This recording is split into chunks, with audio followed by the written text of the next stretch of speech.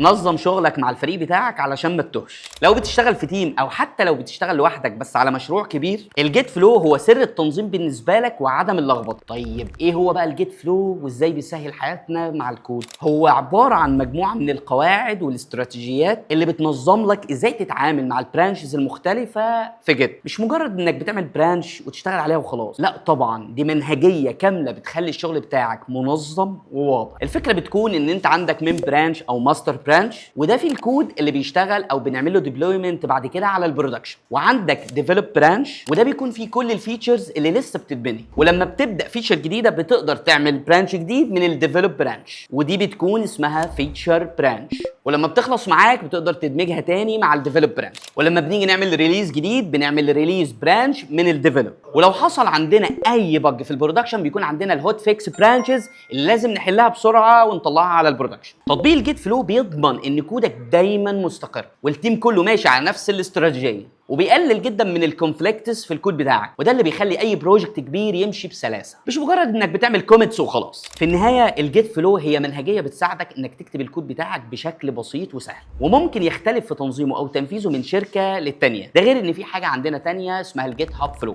ممكن في فيديو تاني نبقى نشرح الفرق ما بين الجيت فلو والجيت هاب فلو.